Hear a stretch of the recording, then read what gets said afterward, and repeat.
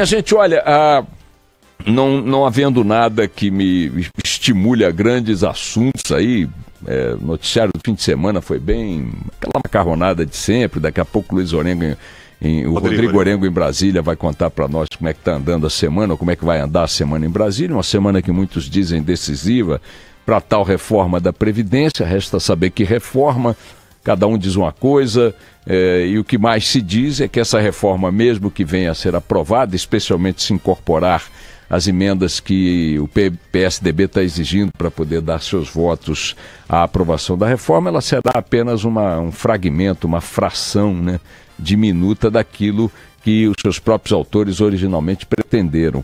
O curioso é que, mesmo sendo reduzida a uma fração dessa peça original, ainda assim não agradará nem a gregos nem a troianos, né? Ela não agradará aos seus idealizadores porque está desfigurada. E desfigurada estando, não alcança, segundo eles, a economia pretendida, nem de longe chega-se perto disso. E também não agradará aos seus críticos porque terá sido uma reforma da Previdência. Dará ao governo, ou a quem está hoje defendendo a reforma, o trunfo político, eleitoral, de dizer que aprovou a reforma possível, que deu o primeiro passo, etc. e tal. Então, estamos diante de um fenômeno maravilhoso, né?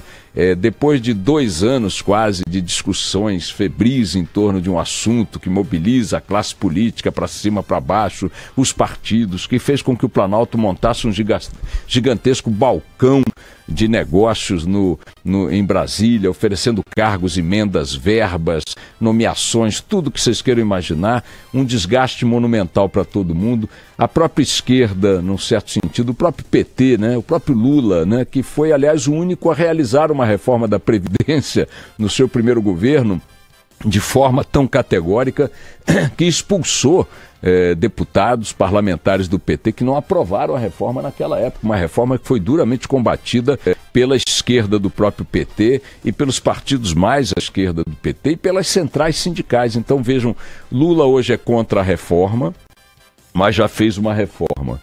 O PSDB sempre quis a reforma e agora só aceita uma reforma desfigurada. E o Planalto quer uma reforma que parece mal discutida, mal elaborada, que não teve bom debate público e também vai ter que se contentar com um arremedo do que pretendia e mesmo assim todos ficarão insatisfeitos. Então, na ausência de alguma coisa que possa merecer aí alguma análise, até porque não há muito horizonte claro sobre isso, deixa eu engrenar uma ré e voltar para o noticiário de ontem. E para a entrevista de ontem no Canal Livre, nós entrevistamos a deputada Manuela Dávila, do PCdoB, que é virtual candidata do PCdoB à presidência da República. Claro que seu índice na pesquisa Datafolha divulgada este domingo é muito pequeno, em todas as simulações possíveis ela não passa de 3%. Eu até provoquei a deputada no início da entrevista, dizendo que o único candidato a um cargo majoritário em disputa eleitoral no Brasil que eu vi pontuar 3% durante um bom tempo nas pesquisas e vencer as eleições foi o Leonel Brizola, em 1982, no Rio de Janeiro. Mas ele é a exceção que confirma a regra, né? Não é a regra que confirma a exceção. Ele é uma vitória improvável, impossível. E eu perguntei, e aí, deputada, como é que ela se sentiu orgulhosa de estar sendo comparada ao Brizola, mas de fato reconhece, nem ninguém pode negar, que é uma candidatura que, pelo menos nestes primeiros sinais e até onde se enxerga, como tantas outras que estão aí colocadas, pré-candidatos e tal, com pontuações muito modestas, estão ali muito mais para compor o jogo do debate político, da discussão no primeiro turno e composições, alianças no segundo turno. As candidaturas que parecem aí sinalizar alguma viabilidade, a própria Datafolha mostrou ontem como é que está o panorama e o Lula aumenta a sua vantagem, foi a 29% das intenções de voto. O Jair Bolsonaro fica isolado também em segundo lugar com 17%. E depois vem os demais candidatos já colocados como candidatos, o que tudo indica que serão. A Marina Silva também está um pouquinho melhor que os demais, mas não tão próxima assim de Bolsonaro, está com 9%. Depois o Geraldo Alckmin com 6%, o Ciro Gomes com 6%. O próprio Joaquim Barbosa, que nem candidato se declara, a 5%, e aí depois disso vem Álvaro Dias com 3%, e os demais que estão colocados aí, hipoteticamente, mesmo o Henrique Meirelles, com 1%. É curioso porque sempre que se fala de uma eleição que só vai acontecer daqui a um ano praticamente, se diz, como é inevitável, que muita água vai passar debaixo dessa ponte. E é claro que muita água vai passar debaixo dessa ponte. Não sabemos o que os próximos fatos, as próximas surpresas, as composições, uma frase desastrada, uma conduta equivocada ou acertada podem mudar esse cenário. Mas o dado objetivo é que nós temos aí no horizonte da eleição do ano que vem candidatos que já estão colocados na cena política há muito tempo, especialmente o próprio Lula, e no caso do fenômeno do Lula, com um vigor que não pode se dizer que não é impressionante nas pesquisas, a despeito de todas as denúncias, de todas as investigações, de todas as acusações, de todas as evidências, cada qual dessas abordagens com uma proporção no bolo, mas apesar de tudo isso, o Lula continua exibindo um vigor pré-eleitoral que, se confirmado nas urnas, lhe dará quase que uma vitória no primeiro turno no ano que vem. Mas não é desse tipo de cenário que eu quero falar, porque esse cenário, como eu disse, a água passará sob a ponte e não sabemos como é que ele pode se transformar. Eu quero falar um pouco de um dado inserido ontem pela jovem deputada Manuela Dávila, que está no campo da esquerda, né, da política brasileira, pelo PCdoB, o Partido Comunista do Brasil, e que eu tenho percebido que está crescendo muito como discurso dos candidatos de uma maneira geral, da classe política de uma maneira geral. Colocada diante da questão da ética como tema predominante na campanha do ano que vem, a jovem deputada Manuela Dávila, e eu saúdo o fato de ela ser uma jovem de 36 anos, vejam que nesse elenco de candidatos que estão aí colocados com maior visibilidade, nós temos uma velharia, e eu falo isso com conforto de quem já é um idoso, mas não é só a velharia etária, é a velharia da política, não tem aí nenhuma renovação, os jovens ainda não pontuaram. Há jovens aí colocados como pré-candidatos, ainda estão com baixa visibilidade por conta do partido da deputada, que é um partido que já tem mais de meio século, então ela está ganhando essa visibilidade. O Canal Livre ontem ouviu-a como está ouvindo todos os pré-candidatos. Aliás, a Marina Silva será no domingo que vem. E o ponto a que eu quero me referir no discurso da Manuela Dávila, quando abordamos ou tentamos colocar à discussão a prevalência da ética no debate eleitoral do ano que vem, ela disse: não, mas nós não vamos ficar discutindo ética, não. Nós queremos discutir o amanhã, discutir um projeto para o Brasil.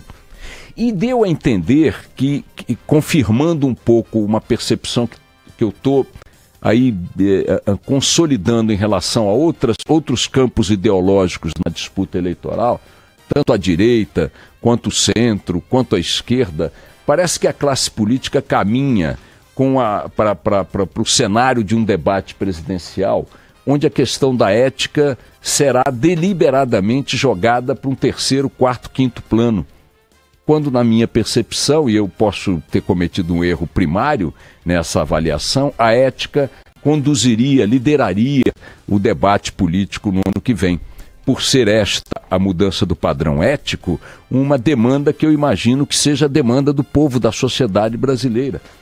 Diante do tanto que vimos e do tanto que sabemos, do tanto que nos afrontou nos últimos anos com a divulgação de como o Estado está tomado pelas quadrilhas políticas, de como o Estado está tomado pelas corporações estatais funcionais, de como o Estado transformou-se num território, numa propriedade privada dessas quadrilhas e dessas corporações funcionais, e do tanto que o Estado não anda nos hospitais, na educação, no saneamento, na habitação popular. O Estado brasileiro, a gestão da coisa pública no Brasil é profundamente comprometida, ao longo dos séculos vem sendo, e muito mais de uns tempos para cá, pela invasão, pela ausência completa de qualquer parâmetro moral, de qualquer parâmetro ético. Os escândalos aqui parecem não produzir consequências na vida pública dos agentes políticos. Vejam, quando você vai para qualquer país com democracias consolidadas no mundo, se o cara é pego numa fração de qualquer crime atribuído a qualquer cara da política brasileira, qualquer mulher da política brasileira, a carreira dele é destruída imediatamente. Ele desaparece do cenário político do país ou sobrevive aos trancos e barrancos. Aqui não. Aqui é como se nada parece atingi-los. E a deputada ontem, com sua agilidade mental, ela é muito ágil, muito inteligente, muito simpática também. Ela disse, não vamos discutir ética não, a ética não está no centro da discussão, o que está no centro da discussão é o Brasil do amanhã. Mas como o Brasil do amanhã, se os personagens são os mesmos, as estruturas são as mesmas, as organizações partidárias são as mesmas, as regras são as mesmas, como é que eu vou tentar construir um Brasil de amanhã sem questionar o Brasil que nós fizemos até agora, o que aceitamos que fosse feito até agora por essas mesmas forças políticas? E o que é curioso é que a tentativa de colocar a ética num quinto plano na discussão do ano que vem, dando prioridade, eu não estou negando a necessidade de se discutir os temas permanentes do Brasil, né? A miséria, o desemprego, a fome, a segurança, a saúde pública, a educação, ninguém está colocando isso no quarto plano nem quinto, mas a ausência da ética como ponto central na discussão no ano que vem, me parece que caminha para botar debaixo do tapete tudo que se conseguiu até aqui, ou pelo menos que se imaginou que se conseguiria nesse campo. Eu sempre tenho discursado aqui para os ouvintes, peço desculpas pela insistência, de que em função da Lava Jato e suas congêneres, o patamar ético, de exigência ética da sociedade mudou. Desde 2013 o tema da ética vem mobilizando a sociedade seriamente. O que foram aquelas manifestações de 2013, se não uma exigência de massa para que a política mudasse de padrão? Mudasse de comportamento, mudasse de valores. E o que é curioso, insisto, é de que essa tentativa que agora a deputada Dávila verbaliza de forma muito clara, de colocar a ética como uma coisa de manipulação de um lado ou de outro no jogo eleitoral, não é só da esquerda, não. A direita também não quer a ética no centro da discussão do ano que vem. As forças de centro da política no Brasil também não querem a ética. E sabem por quê? Porque todos, esquerda, centro e direita, estão profundamente atingidos pelas revelações que as investigações vêm fazendo. A classe política brasileira está profundamente atingida e comprometida. E é claro que se, digamos, o mau hálito é algo que torna inviável a convivência de todos os candidatos num ambiente fechado, tudo que eles querem é que o mau hálito não seja discutido. Dá para discutir. Dá para discutir no dentista, no ortodentista, no especialista em estômago, dá para ir para um monte de lugar para cuidar desse problema, mas não, como todos temos o mau hálito da falta de ética, então não discutiremos a ética ano que vem. Repito que o discurso da deputada Manuela Dávila não é dela, ela também está com esse discurso e explicitou de forma muito clara. E a forma de tentar vender isso como um avanço é dizer que a ética é uma discussão passada, uma discussão de ontem. Uma discussão que não interessa ao Brasil, que precisa cuidar das coisas fundamentais.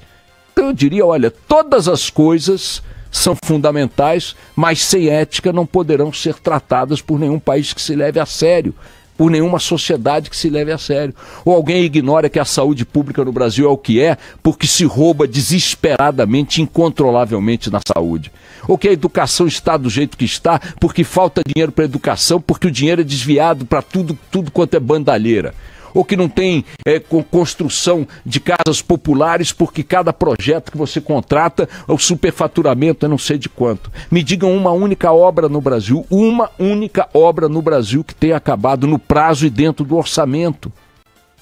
Me digam uma única organização partidária, tirando aí os penduricalhos periféricos, que não está enfiada até o talo em corrupção, em bandalheira, no uso da máquina pública ao seu bel prazer, para os seus agrados e seu interesse patrimonialista. Então como é que nós não vamos discutir a ética? Como é que a ética não vai liderar a discussão do ano que vem? Por que ela não vai? Porque toda a classe política não quer. Não quer, porque discutir a ética é colocá-la diante do espelho. Por que nós não podemos ter governos como o holandês, como o dinamarquês, como o sueco? O que nos falta? 2 pernas, um baço, um fígado, um coração? 2 braços, uma mente, um cérebro? Por que o Brasil tem que estar condenado a colocar a ética como um elemento irrelevante na vida pública, quando para estar na vida pública é fundamental, é prioritário conduzir-se dentro da ética, dentro da moralidade? Como ensinou lá o Mujica naquela entrevista para o mesmo Canal Livre. Se alguém quer ganhar dinheiro, eu não sou contra ganhar dinheiro. Eu adoro ver gente que ganha dinheiro. Mas não vem para a política. Não pode ser na política que se ganha dinheiro. Quando se ganha dinheiro, não estou dizendo dinheiro só para botar no bolso, que muitos botam, não. É pegar o dinheiro público para viabilizar a permanência de um determinado projeto no poder. Tratar do dinheiro público como forma de financiamento à permanência de grupos políticos no poder. Essa é a ausência da ética. E eu confesso a vocês que eu fiquei bem embaralhado com essa entrevista de ontem, com os elogios de praxe à jovem deputada Manuela Dávila, e também a sua capacidade de articular, tem ideias inovadoras também e tal, mas por favor, eu acho que o que ela verbalizou ontem é a grande ameaça à direita e à esquerda na eleição do ano que vem. Eles vão tentar varrer a discussão da ética para debaixo do tapete. Isso é muito conveniente para quem está aí mantendo o status da roubalheira no Estado brasileiro há tantos séculos. Vamos lá.